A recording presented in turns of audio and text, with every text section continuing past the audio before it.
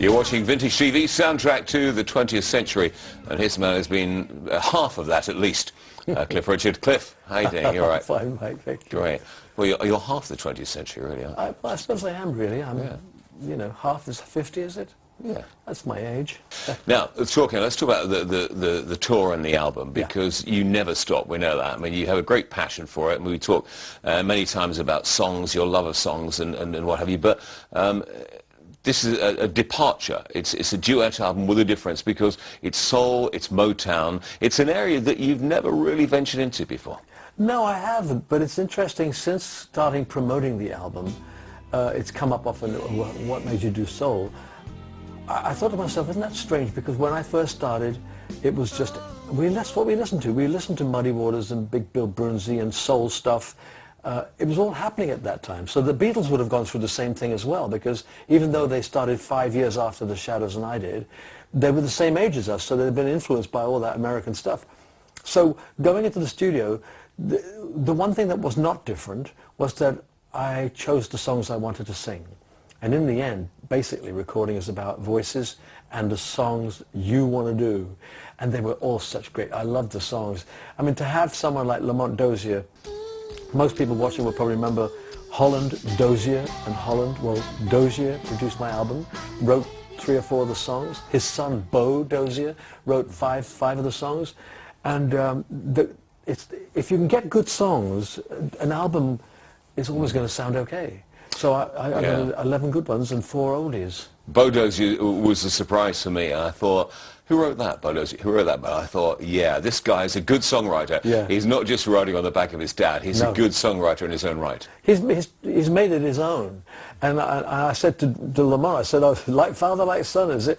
He said, funnily enough, name of the publishing company. It's the name of the publishing company, yeah. And I said, well, I get a chance to meet Bo, because he might be coming over to see the show. But I hope I do, because I was waiting for someone to be critical about the album, critical in a nasty way. Sometimes they say, oh, this is so uncool.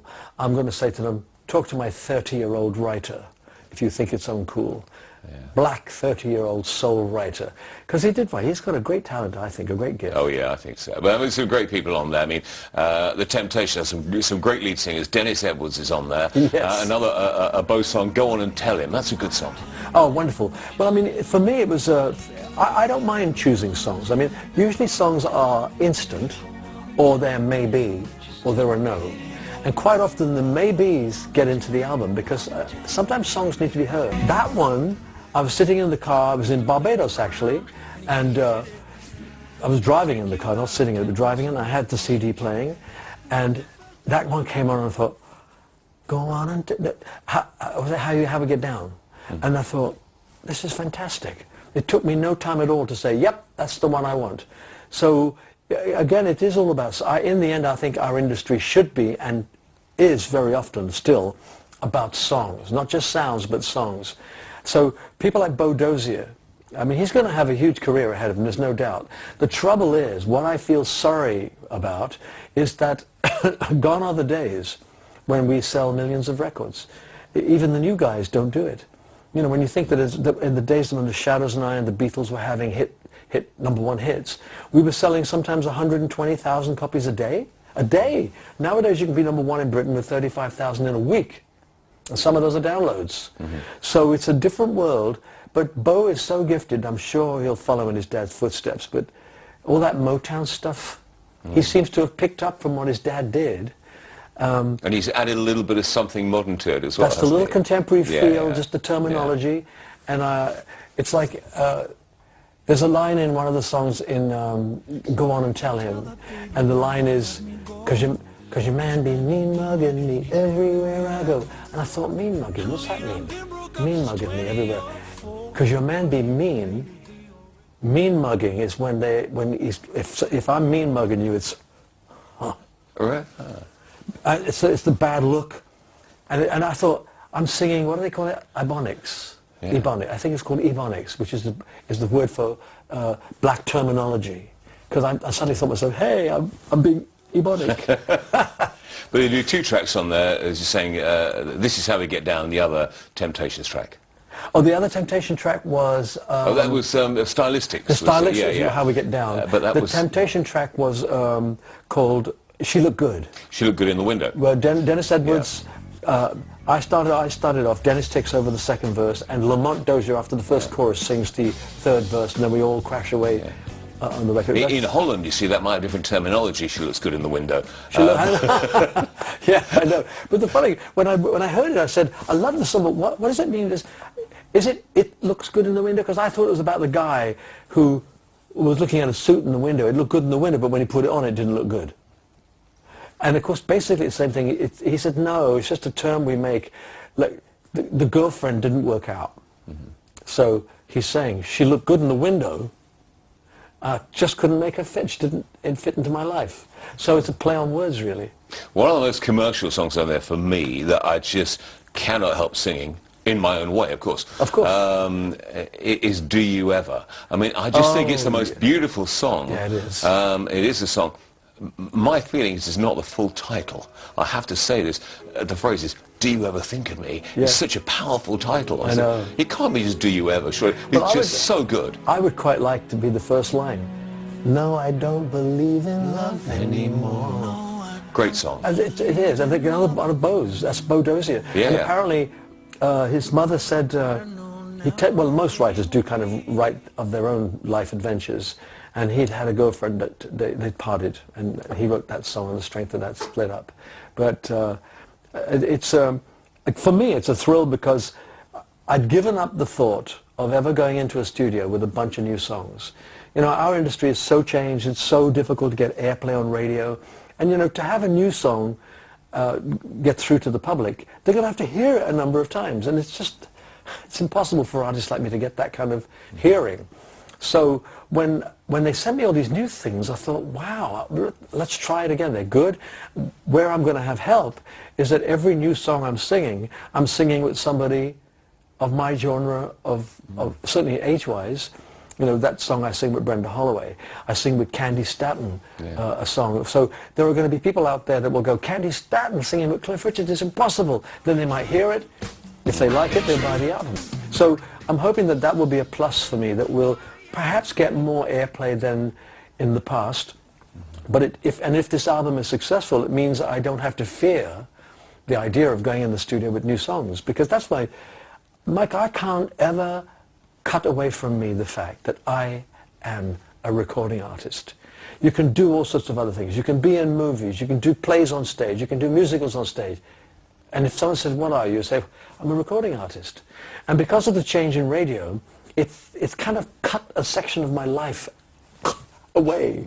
And recording now, I can still record, but this is the first album I've done in many albums where it's all new stuff. And great singers with you. I mean, you're talking about singing with, I mean, Peabo Bryson. Peabo Bryson. Birds of a Feather is a great track. Oh, I know, and Roberta Flack. I mean, I did the two of those in New York. I mean, a good dance track as well. Well, the one with Peabo is good because when I first heard the demo, I heard that kind of, this kind of wafty music playing, and then suddenly it went, and I thought, this is fantastic. And of course, it's a good song, though. I want to use that. Peabo can't make it on the tour, but I thought I must use the song. So I've invited James Ingram, and he's quite happy. He's got a great voice. Oh, yeah. He's going to do that Just Once, isn't he? Had a hit with Just Once. He's going to sing that, but he's agreed to sing the Peabo duet with me, and that'll be good. And you got Jackie Graham with you on tour as well. Yeah, well, because Jackie Graham's one of the best-known homegrown British soul singer, and I think most people will. Certainly, I always remember that song. Could it be I'm falling in love? And she had a couple of other big hits too. She was free as well, not free but available, and is happy to come along. So, and I'll get her as well. She's going to sing the song that I did with Candy Staton. The new Lamont Dozier song, right. This Time With You. So, which don't you think when I hear that one, and when I hear the one that I did with Freda Payne, it smacks of Motown. Mm-hmm. Oh yeah. It's kind of maybe a little smoother, but it does have that Motown feel. Because when I was talking to Lamont, he told me they had written 54 #1 hit records, 54, and 120 or so records that made the top 10. And he was saying that period of time, he said, he'll never live through it again. He said, everything we did seemed to work.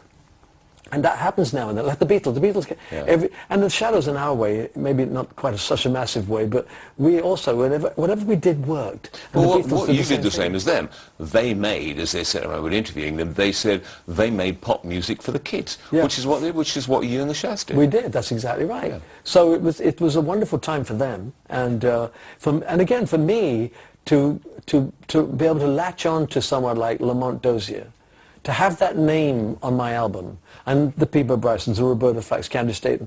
I mean, I'm terrified of mentioning them in case I forget somebody, but they were all... Denise Williams? Yeah. That's a great song, too. Yeah, it is. I love that one because she's got some ad-libs at the end. The song's called Are You Feeling Me? Yeah. Are you feeling me? She goes, little boy... She kept calling me little boy in the song. I love it. Little boy, I'm feeling you. Well, you actually were... I've seen some of the footage from there. And you became a kid when Billy Paul is singing Me and Mrs. Jones. I know. You got really excited. I did because he was doing... The funny thing is, on that song, it's not really a duet. No, he sort of just comes in at the end. He came in and he sat there listening to the track and he said, I can't sing in this key, it's too low for me, or too high for me, or one or the other. You know, sometimes, he was either going to be going, ah, or down here. And he said, I'll never be able to do it. And so I said, oh no. Anyway, I did the whole song. And then I think Lamont said, why don't we get Billy in at the end there to scream some ad-libs so he can sing whatever he wants to sing, not the same melody. And it was a song called Always and Forever. So he was going, always, forever, you and me. I'm talking about Mrs. Jones.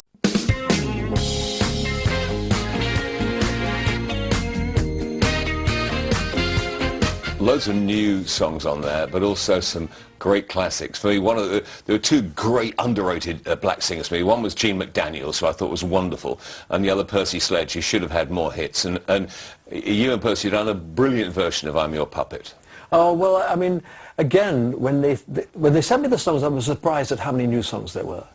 But there were these oldies, and when I heard I'm Your Puppet, I thought, I always think of it, James and Bobby Purify. Yeah. And I thought, I've always loved this song. And I've heard other good I think Elton's done a duet version of it, and so's Lulu. Oh no, she did it with Lulu. He did it with Lulu, I think. I can't remember. Yeah. But anyway, I thought this is perfect. And David Guest, who kind of coordinated the album for me, he did coordinate the whole thing, and he knew all these people. He said, I think Percy Sledge would be good on I'm Your Puppet. And I said, I don't care what he sings with me as long as he comes. And he did. Mike, you'd have loved him. He's such a perfect gentleman. He's unbelievably sweet man, really great. And then he sounds like Percy Sledge. Yeah. It's incredible. Anyway, it was funny. It was funny for me because he said, "Oh man, I've always liked this song. I've always liked the song." Anyway, so I said, "Well, I've broken it down. I'm going to start it off. Then you sing this bit and that bit." And then it came to the bit that's basically the bridge in it that changes a bit.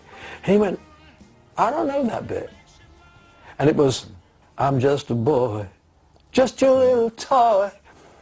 Come every time I knew blue." Anyway, I said, "Oh, okay." And he said, "Well, how does it go?" Now, I'm sitting here, Percy Sledge is sitting there, and I'm going, "Percy, it goes like this." I couldn't believe it. I said, "I'm going to tell my friends. I'll tell you, Mike. I taught him how to sing those two lines." Oh, it's fantastic. He was just they were all so nice. This is what knocked me out. You can have a project like this, unless you all enjoy it. One element that doesn't work, it kind of spoils everything. Yeah. But they were all wanting to be there, and they all had a good time. We laughed a lot. It was fantastic. When people ask me if I actually got the chance to actually sing with all the artists, I did. But not always behind the mic. Because, in contemporary work now, it's impossible for the producer. Lamont couldn't listen to Frida Payne and me singing. He needs to concentrate on me to figure out whether I've done it right, and do her as well. So what I did was I did all mine first.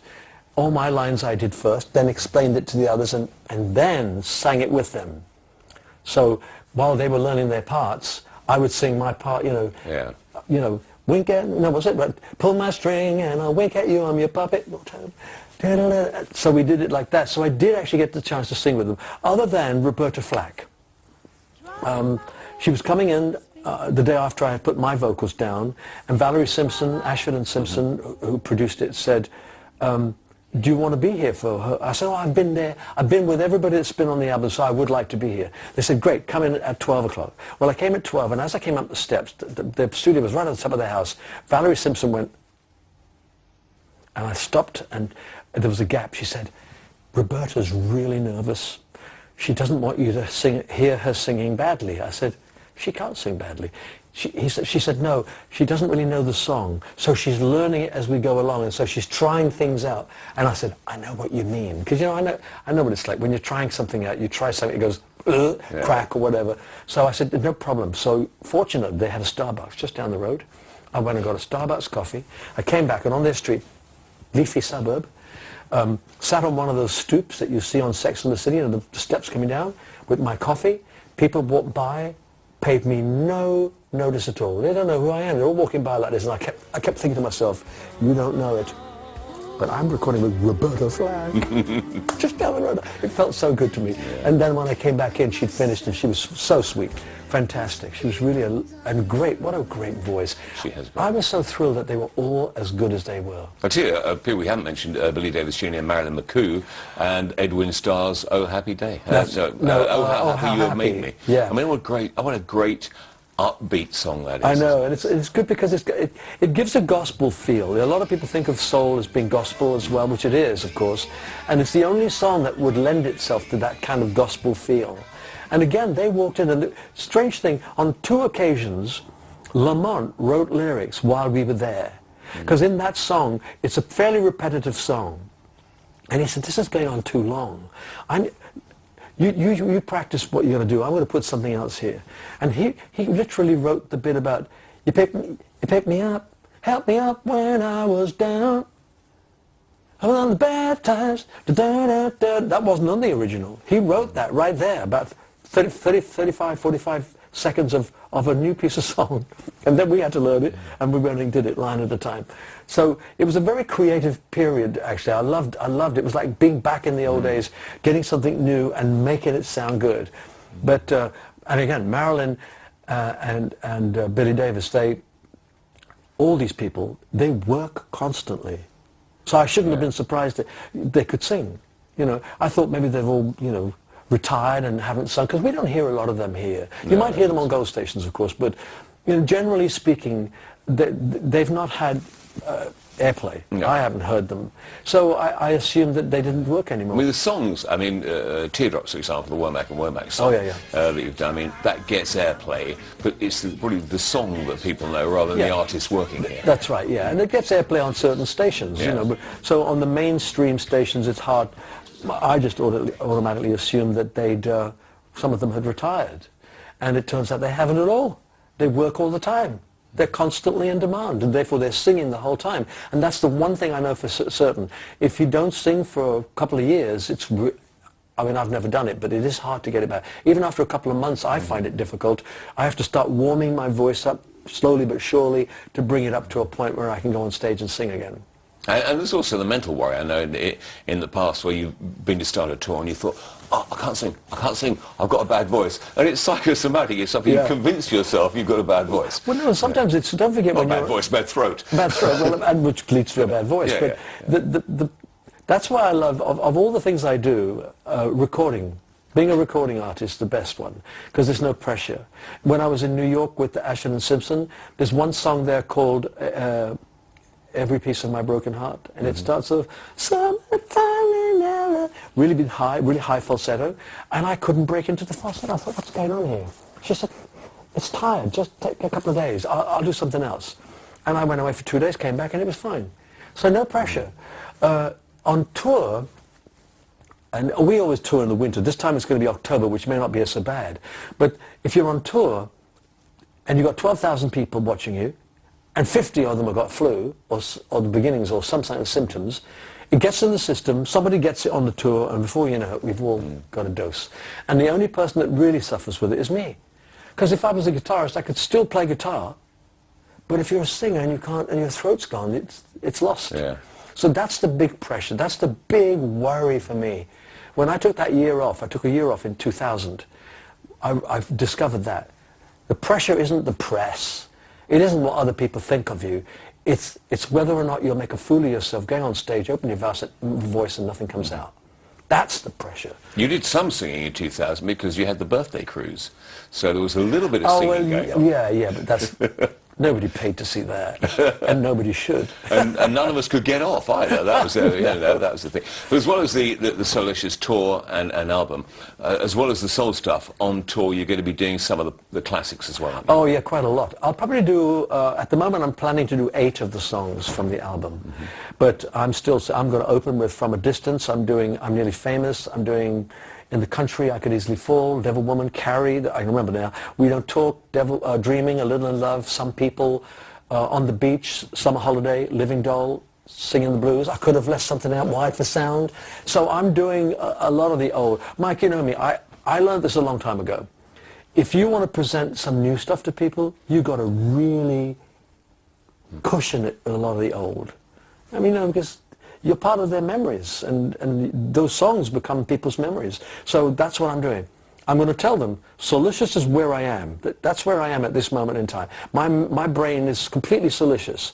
But I will never be able to forget those songs. I mean, those songs are the reason why I'm still recording. And we may never sell. This record may be peanuts compared to what we sold. So there's no way I'm going to leave them out. Yeah. As I said to you before we started recording, I just found a load of your old classics. Series from 1961, an ATV series, found 2 whole half-hour programs which you will never have seen, full of classics that you'll have forgotten. I'm almost certain I have. You've mentioned a couple of them to me, and I can't remember doing that. Yeah. I can't remember doing them. Yeah. And of course, with the BBC, I did a whole bunch of series with them. They wiped everything. You know, in those days, we didn't have digital chips and all that to file everything into a memory that's this big. They were all on great big slabs of videotape. Yeah. Well, they took up too much room, didn't they? I mean, they did. But these were in the vault, and there's like a full version of, I think you probably had it out at the time, it was the current single of Theme for a Dream. Oh. Really? Yeah. This is on your, yeah. Oh, well, I can't wait to see that. Yeah. And but that was 61. Yeah. I'd have been 21 years old. Italian cut suits. You know, I was the rage of the age. Cutting edge. Apart from, I have to say, it's just coming to my mind now, you are wearing at one stage a polar bear. There's this very large Bud Flanagan type coat, which someone had ill-advisedly put on you, and you thought, oh, I better go along with it. I'm 21, they're telling me what to do. There's this enormous Bud Flanagan coat. It was hilarious. Was it? I wonder what it was. Yeah. I can't remember these things at all. I mean, because in those days, you were given costume, clothes were worn every week. Yeah. You know, you're doing a series, but I mean, it was a different world. I mean, nowadays I do use a stylist. I've got a stylist now. She's fantastic. I felt like even for the Soulicious tour, I don't have time to go out and buy all these clothes. She came in with 10 bags of clothes, shoes all spread out on the floor for me to look at, and I just went, oh yes, yes, yes, oh yeah, yeah. She had it all, and it's all contemporary stuff. And the good thing is that, and this is one good reason for keeping in shape, you know, if I can keep in shape and continue to keep in shape, I'll always be able to wear nice clothes. It's a real big plus, a fantastic plus, because she brings all this stuff, and you look at it and think, that's outrageous. Then I put it on and think, it's outrageous, but I look good, I like that. And she kept saying, maybe we shouldn't go too over the top. I said, oh yeah, we should. Yeah. Like gold, it looks like burnished gold jeans. I've got this. Anyway. I still get excited just to sort of getting dressed up for the part. Yeah. But you're establishment and you like to go over the top as well, which is good balance, I think. Yeah, I think so. I mean, it'd be nice if I can get the suit that she's wanting to. She's getting me a jacket that's actually a Union Jack. Perhaps not quite as bright as your tie, but it's a Union Jack that's kind of faded. And the jacket is that. And as I'm working with a load of Americans, I thought I'd fly the flag for a while. Put them in their place. I will change. Yes. Colonials. Yes. Good stuff. Well, Cliff, good luck with the Soulicious tour and the album. Thank you. Some really, really good stuff. Great chatting and great to see you. I mean, last time I was in, well, we were knighted in Malta. There's probably some sort of greeting we should have. There's probably some, yes. Some sort of bowing or something like that. High five.